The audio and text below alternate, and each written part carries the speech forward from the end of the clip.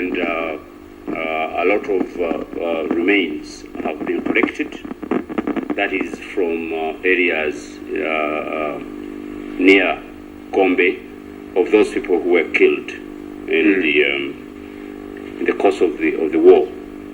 I think those are the main functions at Gombe on Sunday. So these remains have already been collected in one place, Mr. Malindo? Yes, we have over 2,600 skeletons to be buried on 9th. And others are still coming. Now, on this issue, Mr. Sebunya, do you think that burying them is the best way to actually celebrate their effort for this country? Don't you think that something more monumental could have been done with those remains, especially the skulls? We have built a monument there, and on top of the grave we have put a very good monument to remember these people. But I think there's another point I think we should recognize, is that this is probably the third occasion that we are observing this day. Last year it was at Luweero, and I think a similar arrangement was done, where people, and the NRM especially, and the president is given an opportunity to pay respect to those people he fought with during the war, because you cannot bury these people. They are 2,600 now, and we're expecting more. So what we thought was important was to have a mass grave and erect a monument on it, so that we can give this whenever we mark the Heroes' Day, we could go there. I see. Okay, now what in this case now can we say about the significance of that day in terms of what does it mean, and what is the importance that it carries to this nation as we move on deeper into our independence and liberation? I think the Heroes' Day is significant in several ways. People have shed their blood, they have been killed for the sole purpose of defending human rights, for the sole purpose of ensuring that there's a good government. People have been killed for the sole purpose of defending Ugandan dignity. Now, there must be a day on which to recognize these people. Those who started, not only from 1980, when the NRM government went to the bush, when NRM people, William Seven and his group went to, no. We also recognize even those as one of the people who was interviewed last night was saying that the struggle to liberate Uganda was started in 1949. It can even go beyond that. So this day we are observing and paying respect to those Ugandans, various Ugandans, who gave in their life to defend Ugandan dignity, to defend the violation of human rights, to defend the sustainability of a good government. I think that is the main thing. Mr. Secondly, yes, if I may. Secondly, we also have, because people went to the bush they had a program, they had a purpose. On this day also, we have to re-examine ourselves. What have we done? Yeah, that will be another chapter in the program. But I wanted Mr. Mlinda to add on to what Mr. Sebunya you have been saying. Yes, it is an educative day for us who are still alive, and who are the future leader of this country, they have to learn more if they see the cause of these people. Really, they died for our motherland, and we should not play around on the liberty which we have been ushered in by these people. I think that is very important. Now, there is an aspect which I think does help one to reflect a bit. When we bring in those remains, don't you think that they are not all of one side? Don't you think they are all mixed? They are all Ugandans. Most of them are Ugandans anyway. And I believe that some of them were not actually on the side of the revolution we are talking. It's possible that some of them are actually on the other side. Do you think this spoils the issue of identification? No, or you think it is I do not think so. First of all, what is the yardstick to determine you've got a scar there, whether it belonged to Ruta Maguzi and some other people? How would you know that this was Ruta Maguzi? It is very difficult. Those scars are scars of Ugandans who, in one way or another, were there to defend their right to exist in Uganda. They were there to defend good government. They were there to defend human rights. So there's no way where you can say that those scars, 20 or 30 or 100, belonged to Anyanyas. There's no way. I think we have to take it that all those scars belonged to Ugandans who were killed during the liberation of this country. Yes. Thank you for that quick comment on that one. Now, in some minds of Ugandans, I believe they may be confused. They may be thinking about the 25th of May, Heroes Day in Bushenyi, and they may be comparing it with this one. Can you make a distinction between these 2 days, Mr. Mlindwa? Yeah, I think it is different. Those one they had of 25th, and this one of ours. For us, we fought to be liberated from the bad governments, and people perished in that manner. So if you remember these people of ours and theirs, I don't know what were their motives to celebrate theirs at Bushenyi, but ours is quite different with theirs. I don't know whether you get me well. Well, if Mr. Seminya can possibly clarify more what you're saying. Well, first of all, to relate the 9th of June, our Heroes' Day, to 25th of May. Did you say 25th of May? Yes, it was, I think. It is wrong in the first place. But the comparison is those people, maybe they were celebrating the success of killing Ugandans. Maybe. But here, maybe they were celebrating the success of disorganizing the government. Maybe they were celebrating the success of championing corruption in government. But here, we are marking a day where Ugandans who gave in their life to defend Ugandan dignity, to defend good government, to defend human rights, a violation of human rights. It is you can't compare it with the celebration that were taking place.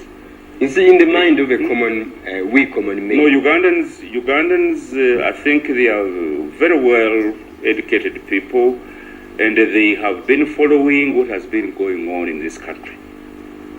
The 9th of June is a very different day. In that case, then, if I can turn the other side of the same question, why was the 9th of June picked?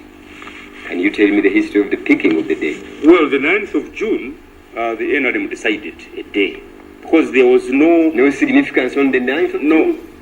Well, I think 9th of June, I think this is when was it Kabamba? Kabamba? Yes. And I think there's also another one. I'm not so sure, but I think there's also another aspect which is very significant. You will recall that Luweero went to Gombe, having been told that Museveni and his group are somewhere nearby. So he went there, held a public rally, and asked these people to tell him where the Museveni and his group were. And these people, because of the commitment they had, there were several of them, refused. And he said, I'm going to kill you. He started killing one by one. He would kill this one, the next one, and he would ask the next one, now this one has been killed. Are you going to say? The man says, no, because I don't know where they are. They knew where they are. So you can see the significance of this day. So now, they some of these people, you can't deny them an opportunity to be remembered.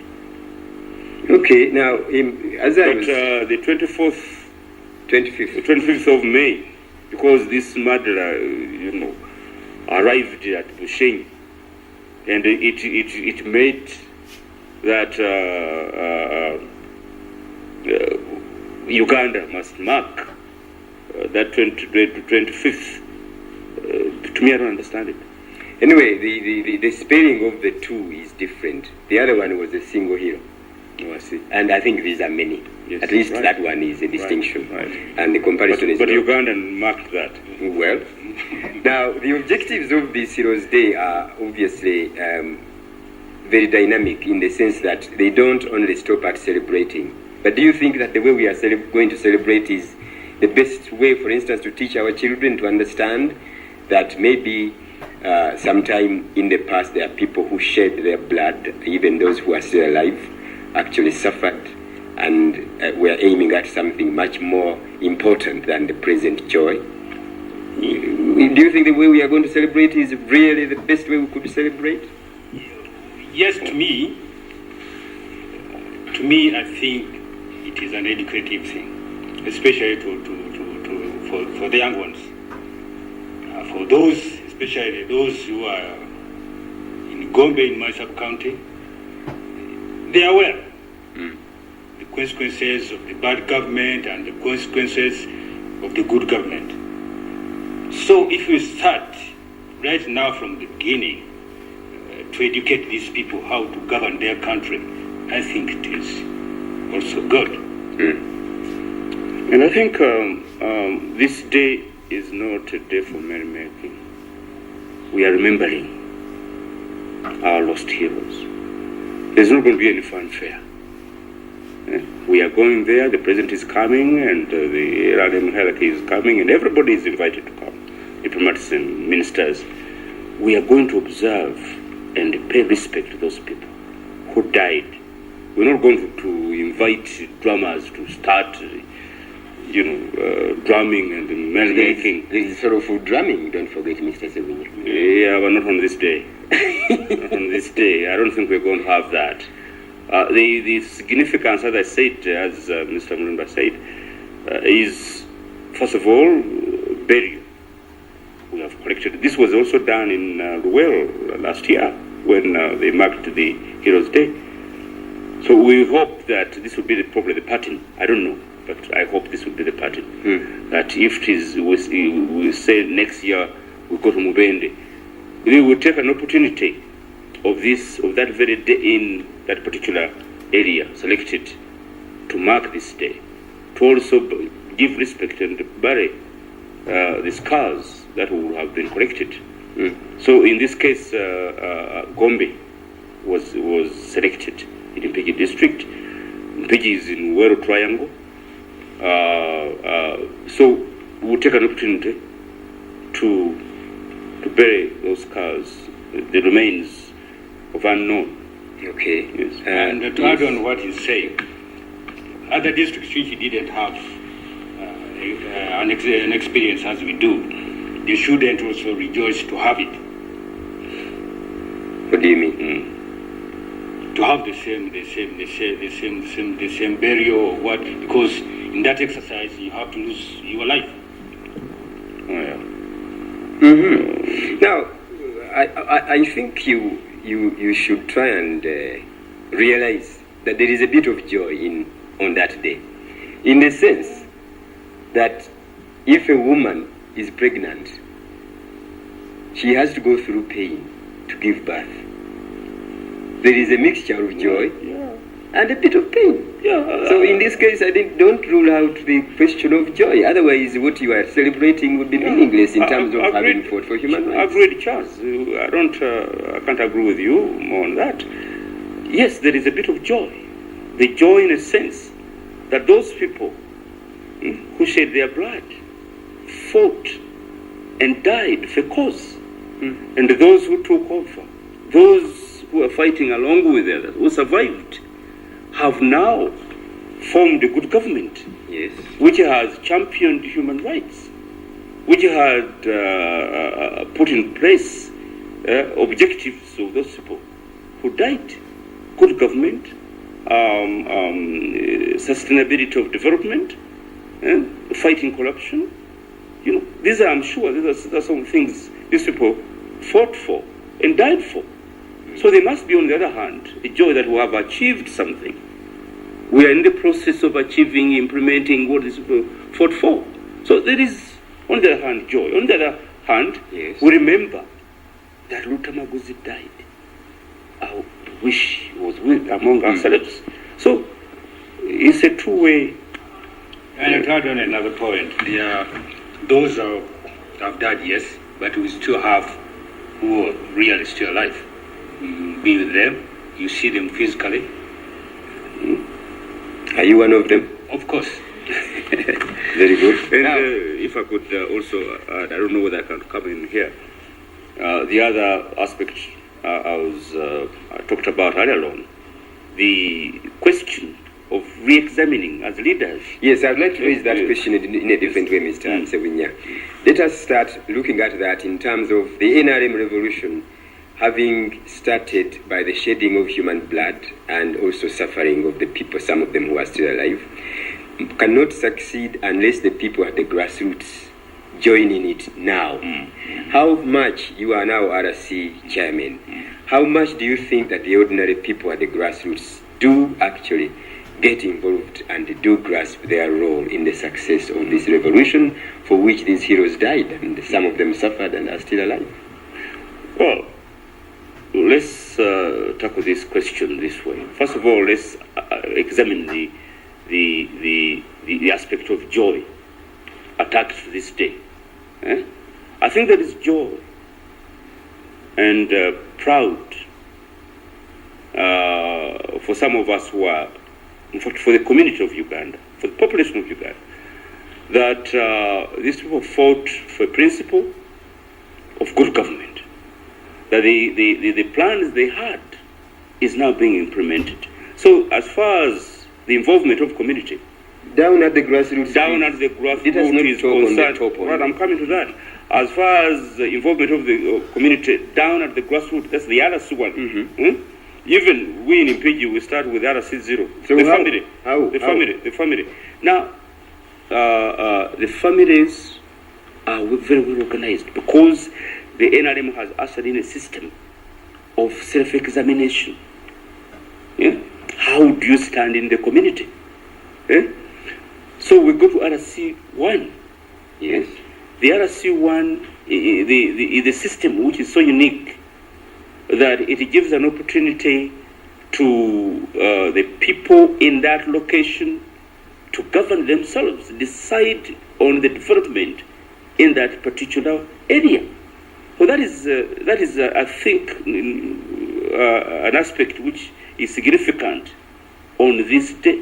Are you confirming, Mr. Sewinya, that the people at the grassroots do actually feel committed to get involved in the RC1 activities now? Exactly. Well, that's an and I can tell you, in Impigi district, I have been able to go through the documents submitted to the Constitutional Commission. They all say, okay, we want this RC system to stay. They are saying, which is a manifestation that the ideals, the principles, the structure is satisfactory to them. Right. Otherwise, they wouldn't have said we would like to remain with that system. So as far as RC, as related to the participation of the community is concerned, I'm satisfied. You are? Yes. Mr. Mulindwa, do you think that the RC system, right from the grassroots, has now realized that they can defend and they should defend their rights? Yes. In a community like ours in Gombe, you find the other people's, very few who doesn't understand the RC, its meanings, and you find others really they know what it means. It has done a lot because it gives the peasants there, the grassroots power to govern themselves. They can express themselves, they can sit together as the RC chairman says, they can sit together and express themselves, they change their ideas, then send it to RC2, RC3. It has done a good job. I think if I could come in, I think generally the structure is acceptable. There may be some modification in the system, but as a system, I think it is acceptable. But it needs some improvement in some areas, and I think the government is attending to that. So you think that the celebration of this Heroes Day 1991, as we assess, as of now, we have reached a certain stage where we can say we are progressing, making a step forward to realize the objectives for which those people suffered. 100%. 100%, provided I emphasize and I stress the point I'm making. As leaders, we could examine. We are now marking, observing this day. What have we done? Yes, that is a big question. I think that is a big question. The president has been saying we've got to fight corruption. Are the leaders actually fighting? Do they hit? Are they? Because in Impigi, for instance, I heard some people saying money was being eaten by RCs. Now, are these allegations being not by RCs? No, not by RCs. Maybe by the administrators. Because we are lawmakers. We don't handle cash. You don't? No, we don't handle cash. Maybe the implementers are the people who actually messes us up, not the lawmakers. We don't handle cash. And this is what the president is saying. You've got a vote. What have you done with that money? What have you done with that money? We are saying, okay, here is 50 million shillings. Go ahead and use it in projects which are for the development of the country. You see, so we've got to examine while we are celebrating this day, marking this day. These people shed blood. They gave in their life to defend a good government, and good government means things must be done properly. There shouldn't be corruption. So we've got to examine that. Okay, now as we have just a few minutes left for this program, there is something that has just struck me that we have not said anything about. What in these celebrations is being said or done for the widows and the orphans who are left behind? Because I think these would be the living monuments. Yeah. Well, Mr. Munindo first, maybe. Okay. Yes, the government, especially in my sub-county, the government has set up a chain to look into these people, especially for the orphans. They are giving money to for the educations. The few forms they bring to this where they take it to the RC1, stamp it, RC2, stamp it. Then they bring it to me. I take it to the office concerned of welfare. Then they get the funds. The funds are there. Very good. And I think yes. And I think, if I may add to Chairman Mulindwa, what he has said, the President has put in place these organizations such as cooperatives. There is cooperative society put there to assist those veterans who lost their lives and those who have got somehow lost a hand, or and their lorries, I've seen them, which were given by government to assist these people. In addition, USO has done a very good job, for instance, to assist the orphanage. And the government, I think, is also making arrangements to ensure that those are taken care of. Thank you very much, Mr. Robert Sebunya, RC5 Chairman, Mpigi District, and thank you very much, Mr. Ike Mulindwa, Chairman, RC3 Sabawali, Gombe. That is a place where the celebrations are going to take place because it is a place which has got a special significance. But I think to round it off, I think you'll like this. It's the best bit. See, the ring cycle.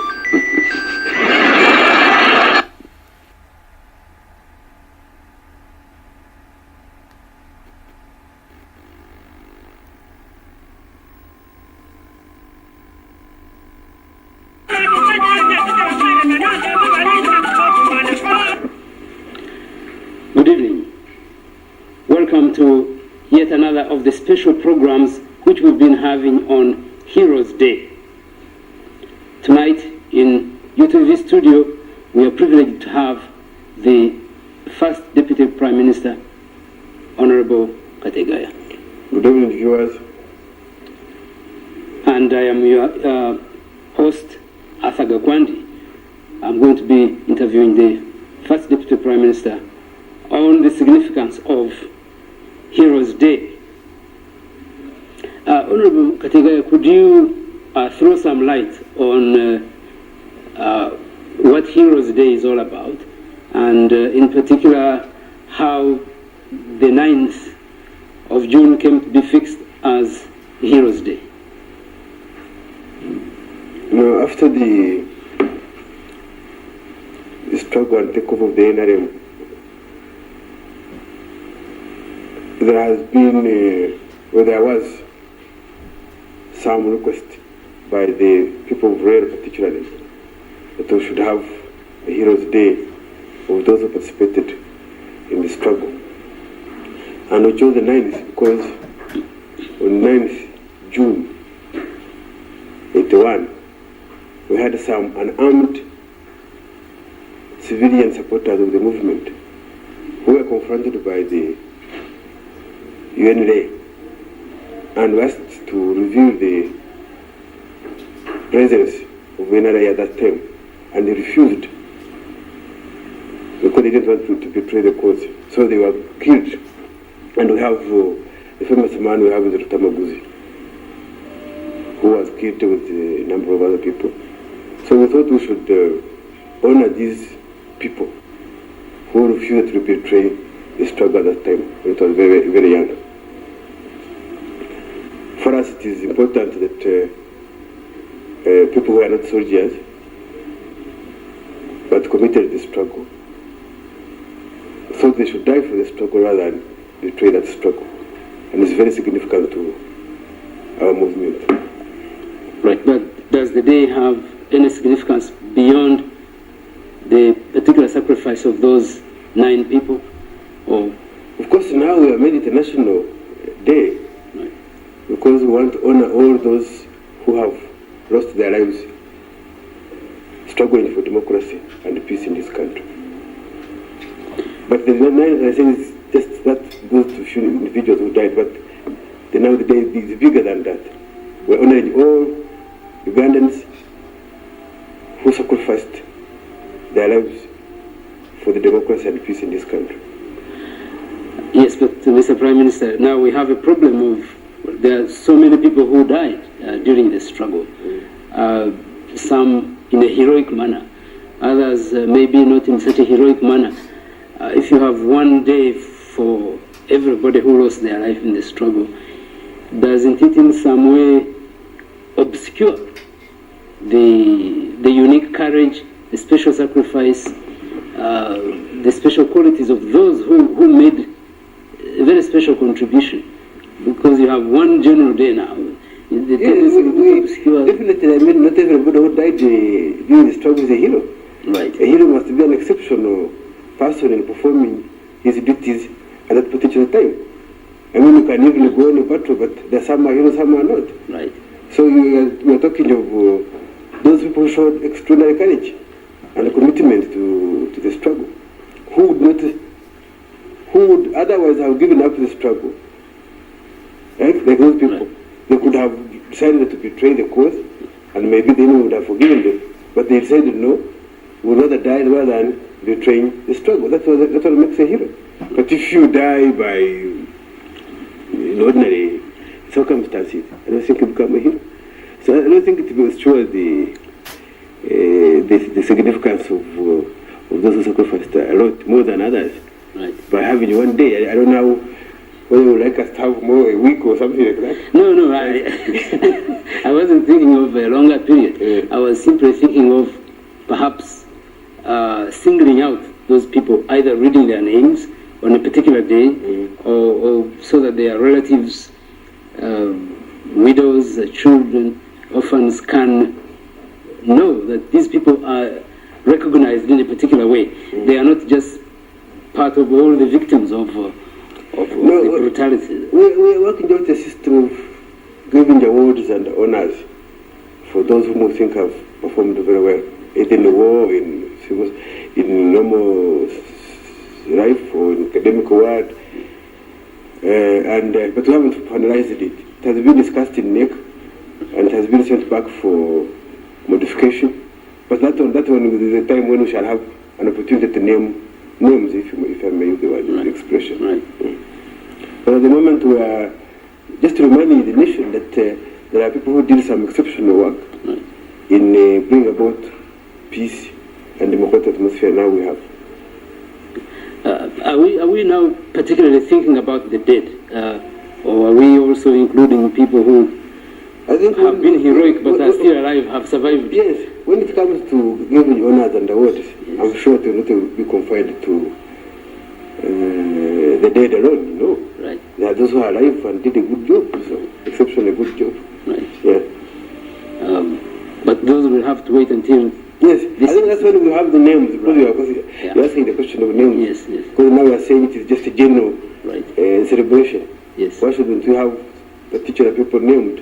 Right. And that will make a lot of sense. Yes. People will say, yes, so and so, we know did this, and it's recognized by the nation. And this will come when we have instituted this program of awards and honors. Right.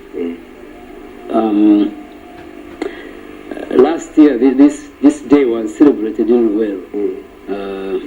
This year, it's going to be celebrated in Gombe. Is there any pattern? Are you going to be changing every year to a new location? And how do you choose which place to go to each year? Of course, this is the second anniversary, as you know, the second celebration. The first one, I think, naturally had to be Luweero, at least as far as the movement is concerned. And the idea that it should rotate through all districts. We are going to rotate it through the district. But this time, the people of Mpigi had requested the president to go to their place, to Gombe, to lay a wreath, the foundation stone. Yeah. And they had chosen 9th of June. Right. So the president said, but why don't we make even the Heroes Day coincide with this request of people in Mpigi? Right. So it's combining both the request of the people of Mpigi and the National Heroes Day. I'm sure next year we shall take it to another district. Yes. It's supposed to go around the whole country.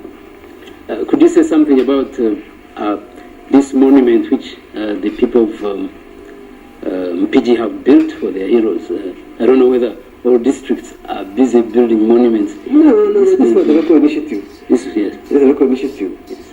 And people of Mpigi feel that some of their sons deserve to have a monument. And it was in the course of the struggle. And the president was thought he should also honor them by being there. Right. It's a local initiative. Right. The heroes of this struggle against insurgency also to feel that they are being recognized on this day? Yeah. I think when it comes to making the list, yeah, where you have been requesting before, I think we shall consider all those, whether I did it before they will talk over after. Yes. Those will be considered. Right. Even those who are fighting insurgency, they are fighting to restore peace, to restore democracy in this country. Yes. Because the forces that are causing insurgency are not for democracy or for peace in this country, are not for stability in this country.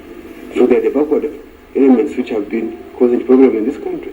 So those who might fall in the process of putting down insurgency will be recognized. Right.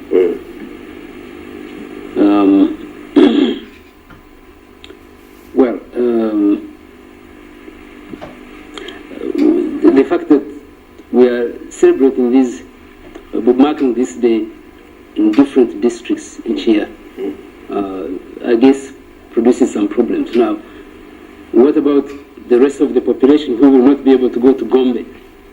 How will they be able to feel part of this celebration? But that has been a problem of other celebrations. No, I think on Independence Day usually we have a big program either in Kampala or in some district, but some ministers are sent out to other districts, or the DA, now, each occasion. Each district now is going to celebrate. I see. In their own way. I see. Yes. I see. There is some local occasion Right. in each district of Right. Uganda. Yeah. It's not that it is only in Pidgin alone. It's going to be in every district. I see. Yes. It's like we celebrate the independence or the takeover in NRM. Each district has a local, Okay. a local occasion of so. Right. And as I said, the president is supposed to address the nation this tomorrow evening, Yeah. which again makes it national. Yes. And I think the idea of taking it to every district is again to recognize that people of Uganda from each part of the country Right. have been participating in bringing about democracy and peace in this country. Right. And that makes it national by going all over the country. It has its problems, but Yeah. I think it's good that each district has an occasion when the national Right. celebration is held in that district. But meanwhile, we have a local occasion Right. in each district. That's what's going to happen on Sunday. Right. Of course, unlike the other big days like the 26th of January or Independence, in this particular case, the struggle took very different forms in different districts, and it may be difficult, for example, for certain districts to recognize who are the particular heroes that made a contribution from their area. So the significance to which different districts attach to this ceremony may be different.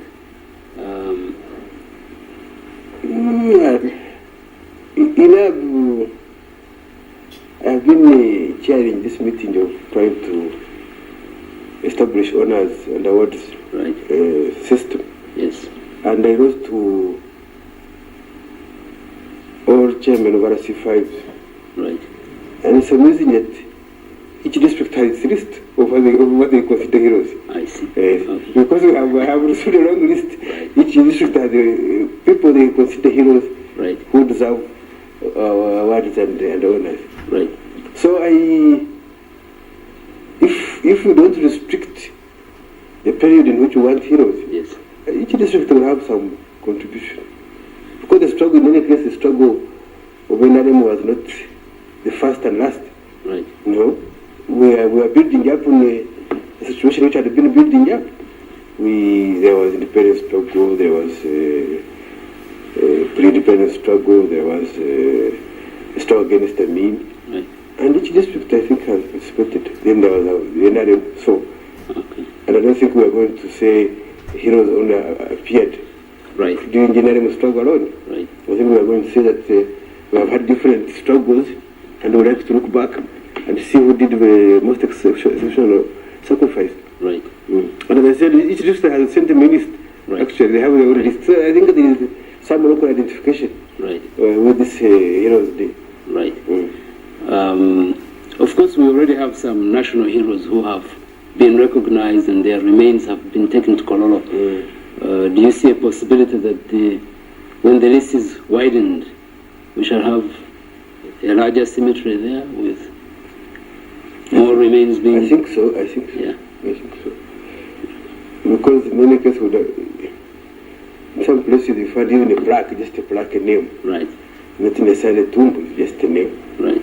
And the idea that this Kololo place should be worked on and represent historical Right. site of the history of the struggle of this country. Right. But usually the distinction in civilian or political field and distinction in military performance are not taken at par. So people who distinguish themselves in courage on the battlefield, I guess should have special honors of a military character. Yeah, that's true. And then That's true. political. That's true. Yes. That's But true. at the moment, I think this Heroes Day is putting all of them together. I think there was a suggestion that NRA would like to put up its own place Right. for those who have done Yeah. very well in the military field. Right. But there is a linkage, all the same. Yes. I think the linkage of knowing that the army alone, without the support of the civilian population, Right. cannot perform its even military duties Right. perfectly. Like the people who sacrificed their lives, and his group. Right. I mean, their courage was crucial, Right. right? If they had betrayed the presence of the young NRA, maybe the story would have been different. Right. But their courage protected Right. the young NRA and managed to enable this to expand and become a force. So there is a linkage really, particularly in the struggle, that civilian support is crucial for the success of the military performance. The difference may be perhaps if you're talking of science and academic, that's the difference. But in the struggle that we had, you couldn't dismiss the first people actually who were in contact with them in the first were the civilians. Yes. Yes, yes. And they were the one who shielded the army in terms of first contact with the enemy, Right. in terms of giving food, in terms of giving equipment, Right. intelligence, everything. Yeah. Well, Mr. Prime Minister, I think a lot of people maybe are not very clear about who is a hero, especially when you look at the broad perspective of our history. The young people or people who live in rural areas don't know what all these figures in history mean, what their contribution was. Maybe there is a need for somebody, an RM Secretariat or someone else to articulate this contribution for the public to grasp, for the unique contributions made to our national history. Well, I said the system of honors and awards we're trying to set up. We are envisaging that there should be a committee. Right. How it is chosen, that will be different, but which will advise the president Right. on who qualifies to be a hero. And we are supposed to define certain criteria Right. which one must fulfill to qualify as a hero. Right. Right?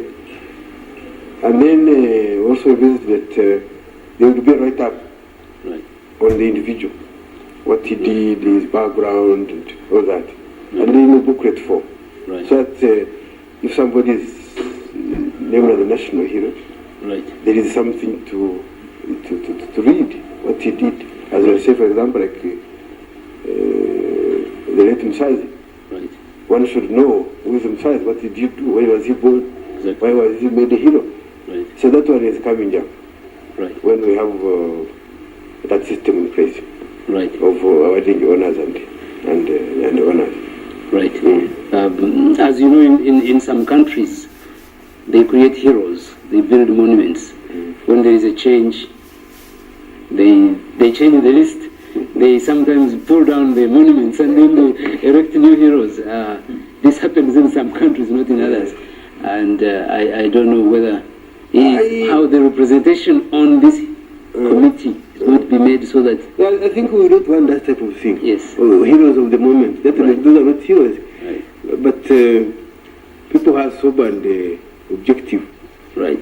You always get people, heroes who have to remain heroes throughout history. Right. In some places, you know, there are people who have remained heroes whatever the change of the government. Because that will assume that we have agreed on what are the national goals. Right. Yes, I think that's the biggest problem in Africa. Right. That we don't have agreed on what should be the national goals. Right. What should the government be achieving? Right. What are the issues which are not to be violated by any government, whatever its political shade? Right. And I hope that in this country we shall come with that culture, political culture, where we agree that this thing is good for Ugandans, whether there is a party or no party or whatever changes. Right. And if somebody has performed very well, then he should be honored. And the idea over here is that the money is above ordinary standards. This is the whole thing. Right. That is above ordinary standards, is above parochial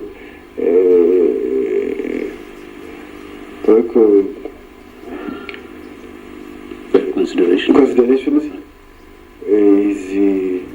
He was for the whole country. Right. Yes. So I assume that we are not going to have heroes for NRM. Then if we are not here, there is another list. Right. I think that would be unfortunate. But I think that with time, we are going to build the national culture, political culture, which will organize performance of those who are right above. Right. I don't know whether you have any special message to people who would like to participate in this event. Anything they should bear in mind for that particular day. Well, I think it is important that each nation must have some heroes to follow, to emulate. Right. It will be a sad situation where you find that in Uganda we don't have heroes. Right. Because each country you find they have people they think did exceptionally good. Right. Whom they emulate. Right. And I think in our efforts to bring new political culture, right, we would like to see that we have heroes all over the country, right, each district. Because I think if you have people that we all accept as important in our history, then that will make us build a nation. Right. And we shall start looking at people as Ugandans, not from where they come from. Right. So I think that is very crucial that we should participate in this celebration of coming on Sunday. It should show that we are saying, yes, here are Ugandans, regardless of where they come from, and even to me, regardless of their political persuasion. Right. But they rose above parochial ideas and they performed something which was benefit the whole country. Right. So I think that's very important. Thank you. Viewers, we've come to the end of a program which is part of Heroes Day celebration, which is going to be observed on 9th June. Thank you very much.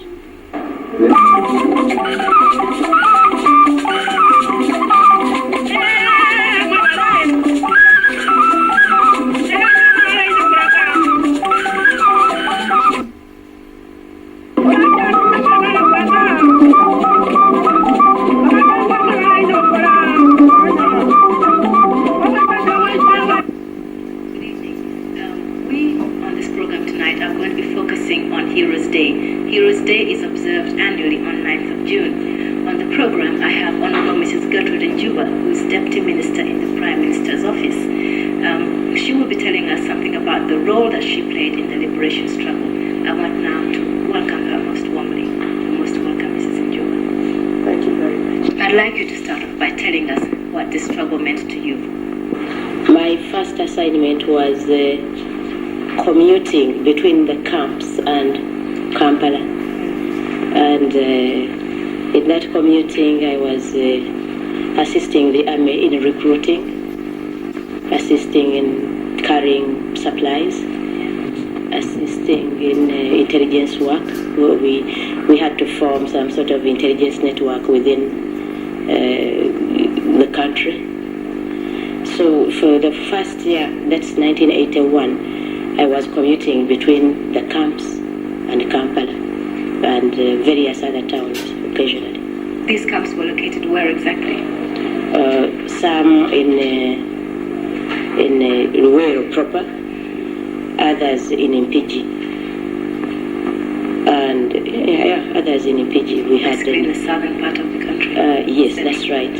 We had some camps in Nansana, camps in Namugongo, camps in Semoto areas, camps in some of them in the Mubende district. Yes.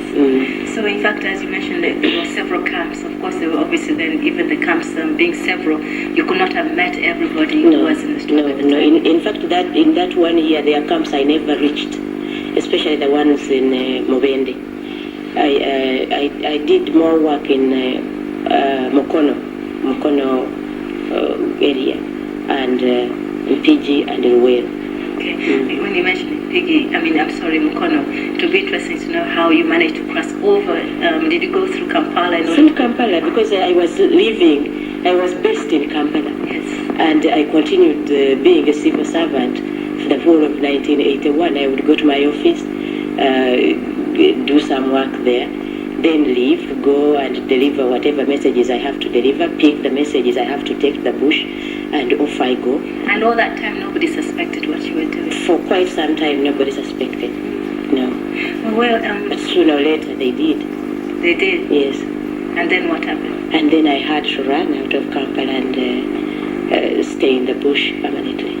So now, when you got into the bush, as a woman, you must have had maybe a few other women, but not many others with you, at least in the camp that you were at. Tell me about the role that you played. How were you received there, and how did you manage to, because you did mention that you assumed a role within the High Command. How did you manage to do that? First, when I actually went to the bush, I wasn't prepared. The day I actually got stuck in the bush, I wasn't prepared. I had gone, as usual, to deliver messages and certain equipment and come back. But then, because we were working in cells, so the chairman was receiving information from different people. We didn't know each other. The people who were commuting, we didn't know each other, and we carried different messages to different people. So during that particular period, he had information that there was a lot of arrests had been made. So they advised. That day I was told not to come back, and I thought it was going to be for 2-3 days. It wasn't. It went to a week until I organized to get a few things, because I had gone with one dress. I organized to get a few things for myself, and you had to I send stayed. Somebody, of course. Yeah, people were always going and coming back. But as you know, I'm a handicapped person, and the chairman didn't think it wise to send me in circumstances which needed maybe somebody who would move quickly. Yes. I want to talk about that, not necessarily a handicap, but about the fact that, yes, a handicap indeed, because as women, it's surprising that even in today, women are reviewed with some kind of I wouldn't like to say inferiority, but there is the thing about the sexes being different, and women are naturally the weaker sex anyway. Such that being in the bush and being maybe required to do jobs that the men in the bush were doing as well, was it not difficult for you and maybe the other women? It was, but the strength of women is in that weakness that people keep talking about. Because, for instance, I managed to ferry soldiers who defaulted from the camp where men could not. I managed to carry guns to the bush. I managed to carry bullets, medicine, where men could not. And why? Because I played innocent. Each time, many times I was stopped at the roadblocks and I explained myself and went through. Quite often I see our own soldiers make such mistakes. I was going to ask. And I feel bad. Is it not really? It is. Unfortunately, when you come to government, people who actually did it are not at the roadblocks. It's the people who have never done it who man the roadblocks. Well, maybe because they had it done to them some time back, so now, ironically, they're repeating the same mistakes that others did. Sometimes, yes, yeah. So women can do well sometimes in a struggle like that one, where men maybe would fail. There are certain operations which would be very difficult for women. One of them is the real fighting. For instance, during our struggle, one of the problems was we didn't have adequate dressing, and everybody was using his own clothing. When I went to the bush, I was wearing a dress. When men come to the bush, they are already in trousers. So, and when you start training in your own dress, whichever dress you have. So men have trousers on, women have dresses on. And that training is not the type of training where you would want to be in a dress, you would want to be in trousers. So these handicaps are there.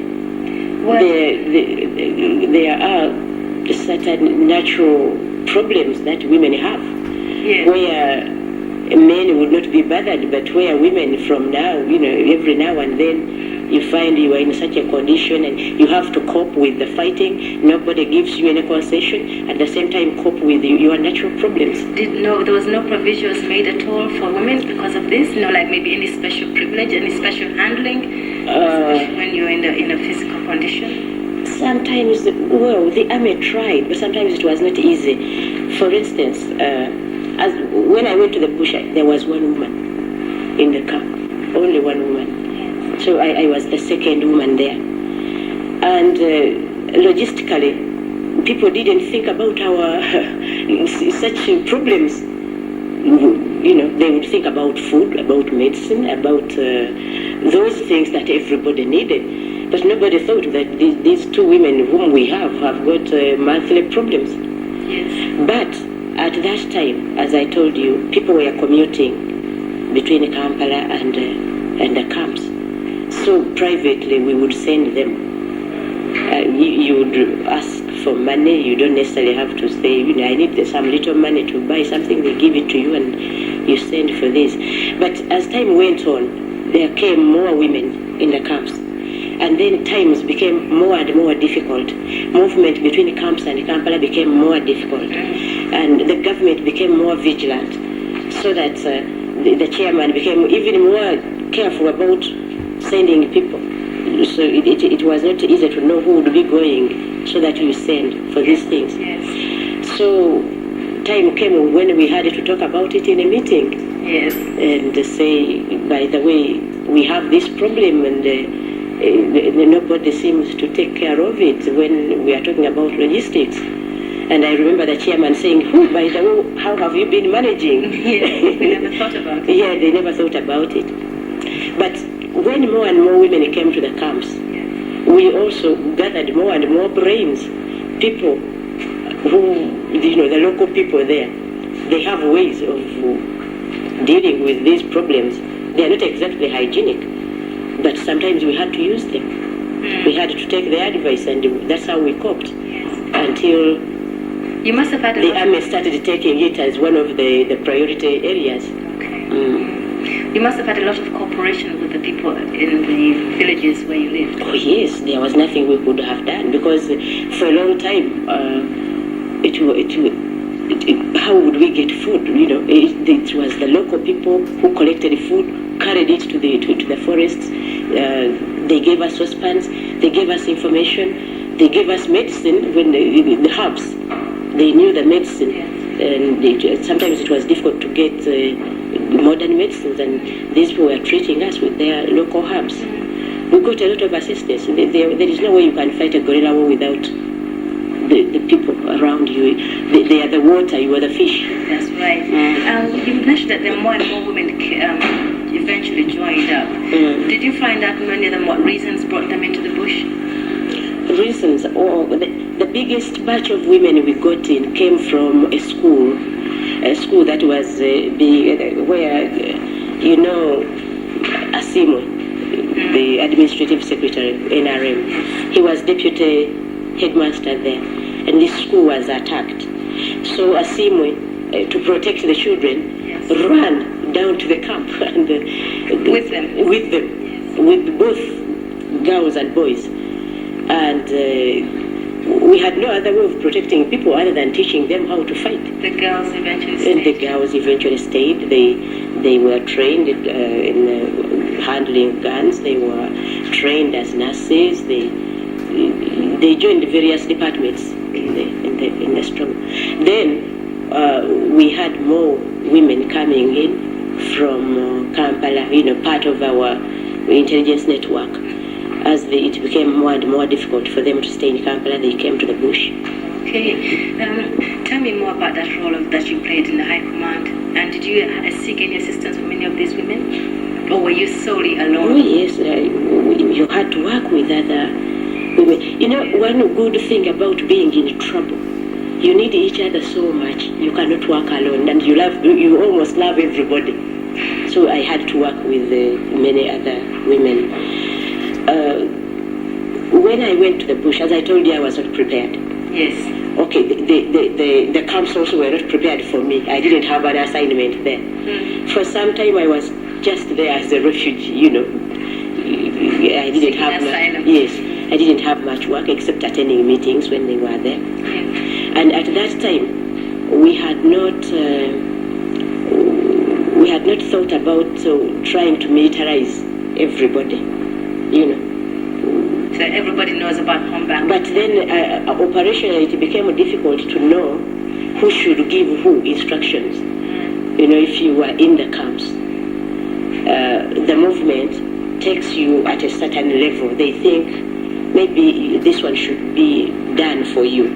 You should get this sort of respect. But the soldiers don't know, because for them, they know people according to ranks. So eventually the army had to sit down and try to work out where everybody fitted in, and they gave us ranks. What was yours? I was senior officer. We had we didn't have these captains. We had the junior officers and senior officers at first. Then eventually there were so many junior officers. We had to have junior officers grade 1 and junior officers grade 2. Yes, So I was senior officer, and time came when we got intelligence reports that we had been infiltrated and that there was a likelihood of our chairman being poisoned. Prior to that, we ate together, we cooked together. So we thought that we sat in a meeting and tried to find out how we could protect our chairman. And it was decided that we get one person be responsible for the chairman's almost everything, food, water, anything that he needed, so that person, if anything happened, that person was responsible. Precisely. The meeting, unfortunately or fortunately, I don't know, picked on me. Why? Because I was the one who was staying at the High Command, and at that time doing nothing. Correct. So they picked on me, and I tried it. It was hard going. Looking after somebody with security, from a security point of view, is difficult. It's not like cooking food which you can leave boiling on the stove and go and rest a bit. You had to be there. You had to be there. You had to look at water from where it came from up to the time he bathed it. You had to do. It became very difficult. Around that time, Mrs. Zizinga joined us in the camps. So, but we had worked together. But she was coming from her home, but then eventually she had to come to the camp for security reasons. So I applied that Mrs. Zizinga be assigned the same job, so that at least one could sleep a bit. It was very, very difficult. So we did that for some time. Then as time went on, we got a few assistants. And I spent most of my life in the bush looking after the chairman and looking after our records, looking after money, specifically for high command, medicines for high command. Okay, tell me, how did you come by those things like, say, money? People sent us money. Yeah, we had supporters, both in Uganda and abroad. It wasn't very difficult to pass it through? It was difficult. Anything that came to the camps was difficult. It was brought in because all roads were guarded. But still, as I've told you, sometimes at the roadblocks, I see our own soldiers make same mistakes that those people did. In spite of all that vigilance, in spite of all that, the way they treated people, we still managed to pass money, medicine, clothing, guns, bullets. Yeah. Well, when you say that these soldiers, your soldiers are making the same, some of them make the same mistakes, yes, as the ones in the past regimes did, at the roadblocks in particular, and you've probably come across them yourself personally when you cross the roadblocks.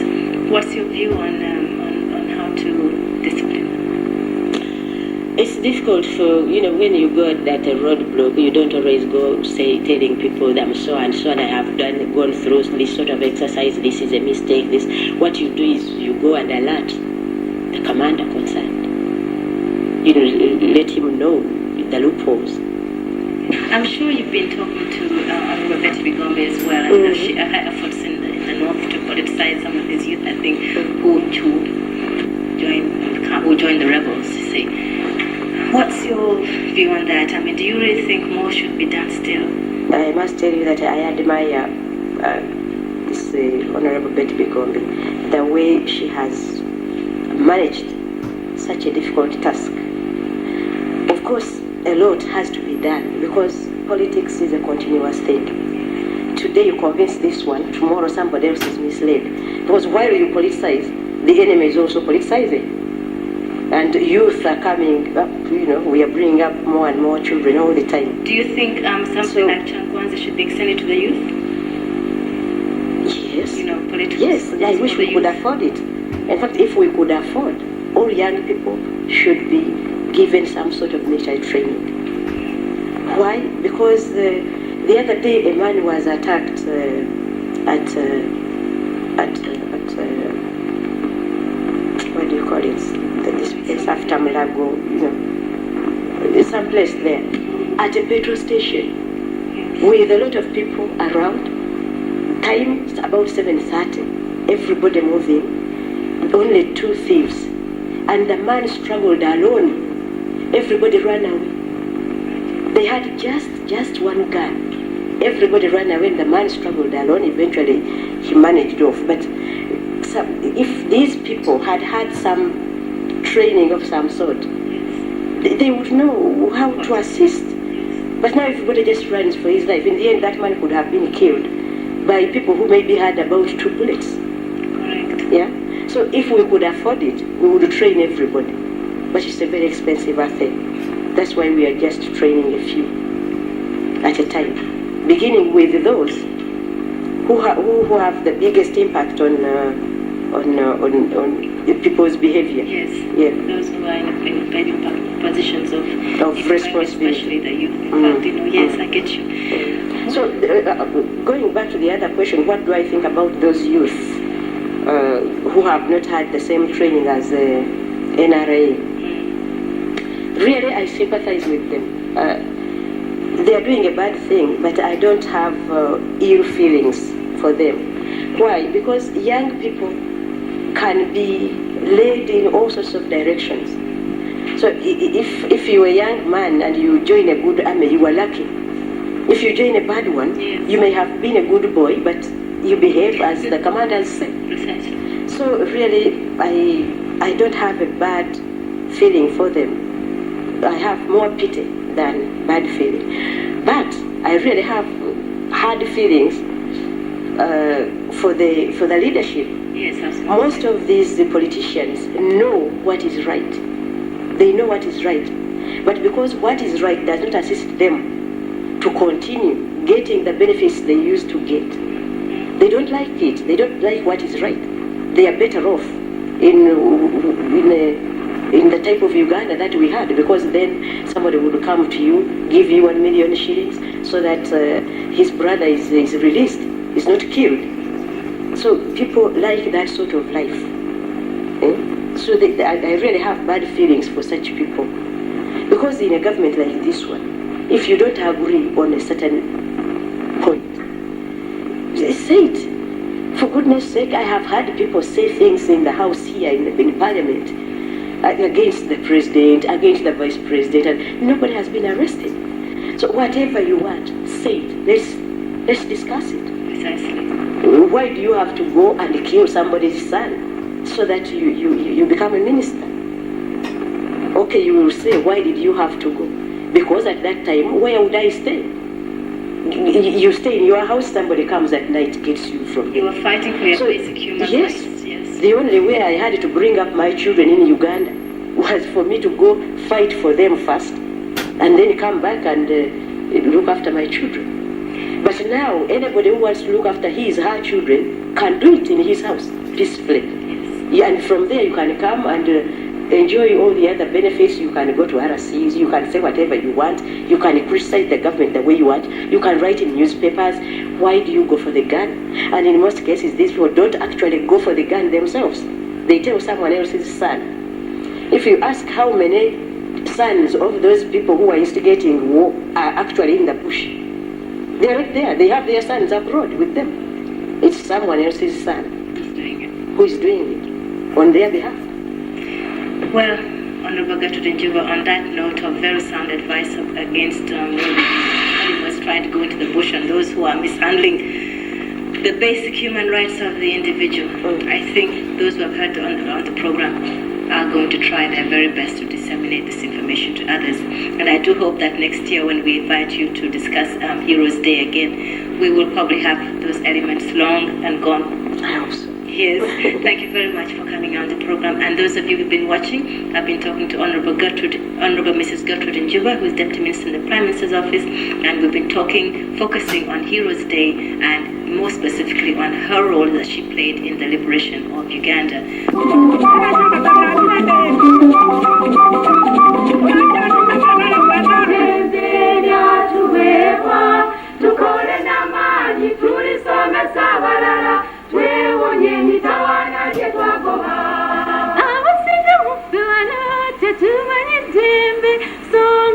Songa kuchimanya edembe ly'obuntu okulifuna wamma sooka mu mutima gweweefuge olw'oli abalala mukwasigangana kuteesa nakuwabula si kubaliriza ekiseera ffe n'abakyala bannansi tukozesa eddembe lyatuweebwa tukole n'amaanyi tulisomesa abalala twewonye emitawaana gye twagoba eddembe ly'omuntu kintu kikulu nnyo lyatuweebwa katonda twefuge okujonyesa munno n'okumutugumbula si kintu kya ddembe kiruma kati nno bannange abakyala teweeyo tukinkuka eddembe lyatuweebwa ekiseera ffe n'abakyala bannansi tukozesa eddembe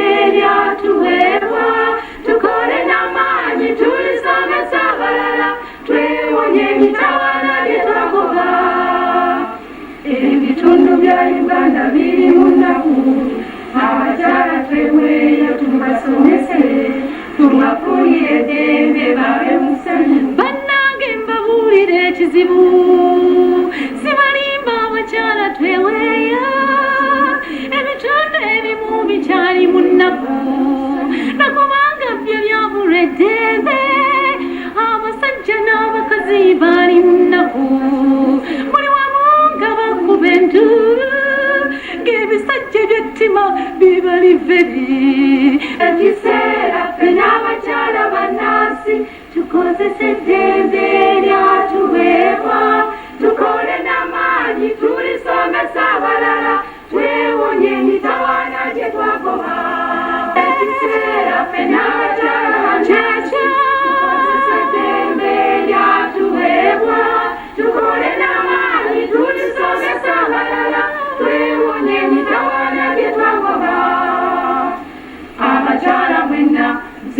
tubuuliride tukole tunyweze eggwanga libe ku mwanjo leero abakyala kankabuulire eggwanga lyolimu ggwe kati lino lyolaba mulimu gw'omukyala okulikuza bw'ozaala omwana gwe mutendeke bw'ate omutendeke eggwanga olisiibase muyigirize yeekolera emirimu gye akolerera eggwanga okulikuza obukyayi n'obujjaffe tubyewale obubbi n'obulyolyomi tubikasuke mukyala bw'onookikola nkukakasa gy'emiyembe gy'oyagala ng'ogireese hanenye ekiseera ffe n'abakyala wanyekyo oseseddembe lyatuweewa tukole n'amaanyi tulisomesa abalala twewonye emitawaana gye twakola haneye ekiseera ffe n'abakyala bannansi tukozesa eddembe lyatuweebwa tukole n'amaanyi tulisomesa abalala twewonye emitawaana gye twakola haneye ekiseera. Such was the sombre but warm atmosphere that greeted a cross-section of people who converged at Gombe sub-county headquarters of Mpigi district on Sunday, 9th June 1991. The 9th of June is a National Heroes Day in Uganda in memory of the National Resistance Movement compatriots who were slain in cold blood at Chikandwa in June 1981, some 10 years ago. It is a day when the nation remembers and gives due honor to those gallant Ugandans who died in defense of freedom and justice in the land. A day to remember distinguished Ugandans who rendered and continues to render selfless service in defense of democracy and national independence and in order to restore human dignity and uphold our faith in our common humanity. A day to rededicate ourselves to these common and noble objectives in shaping Mother Uganda. Heroes Day was first celebrated in June 1980 when the venue was befittingly Luweero district, the home of the National Resistance Movement and its army during the long and protracted bush war that uprooted tyranny and fascism in Uganda. This year's Remembrance Day celebrations are being held at Gombe in Mpigi district, one of the districts that formed the Luweero Triangle. Here, the people of Mpigi, led by war veteran and NRA combatant Captain Olivia Zizinga, have erected a monument in memory of those fallen victims of the Reign of Terror, which was unleashed in the county between 9th June 1981 and 25th January 1986. At the foot of this monument is a common mass grave in which the remains of these comrades are interred. These were scattered across the broad countryside of the sub-county of Gombe, where more than 3,400 people are feared to have been slain during that period. The Gombe Remembrance Day celebrations were presided over by President Yoweri Museveni, who is also chairman of the National Resistance Movement. He was welcomed on arrival by the first Deputy Prime Minister and National Political Commissar, Honorable Emyaka Tegaya, the District Administrator of Mpigi, Alhaji Asad Rutare, the Chairman of the RC5 Mpigi, and Councillors of the Mpigi District Administration.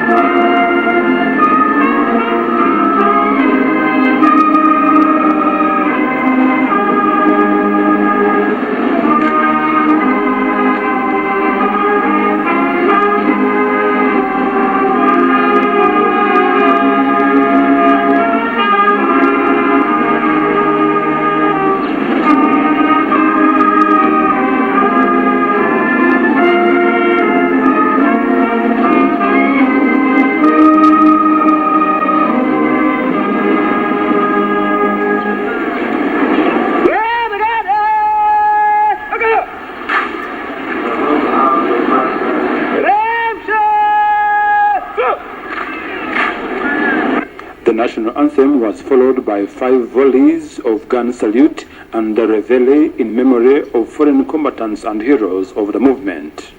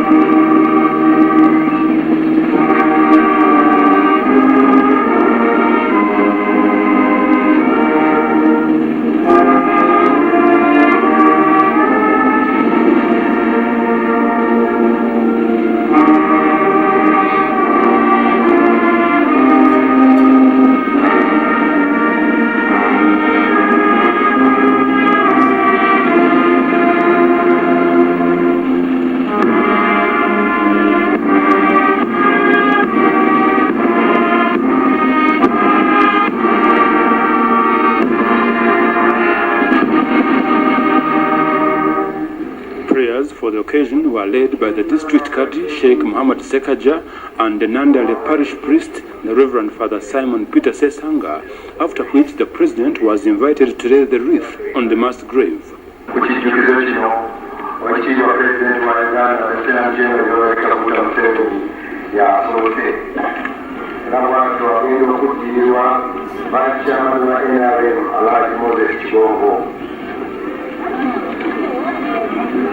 The president was followed by the vice chairman of the National Resistance Movement, Alhaji Moses Chigongo, who was in turn followed by the Prime Minister, the Right Honorable George Cosmas Adjebo. The Prime Minister was followed by his deputy and National Political Commissar, Honorable Elia Kategaya, followed by the Chief Justice, Mr. Justice Wako Wambuzi. Next to lay the wreath was the Army Commander, Major General Mujisha Muntu, who was followed by the Dean of the Diplomatic Corps. Then came Captain Oliver Zizinga, who laid the wreath on behalf of the people of Gombe County.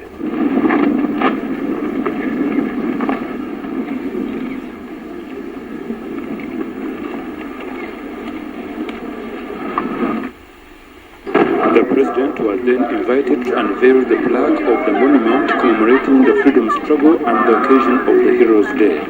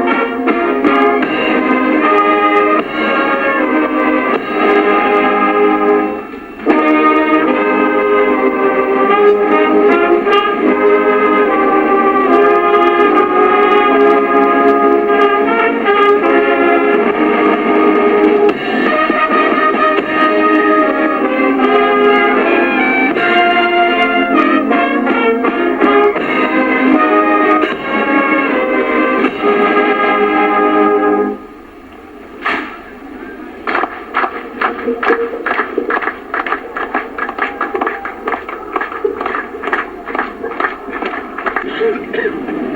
are requesting you and the people here to stand up for 1 minute silence. Let's complete our.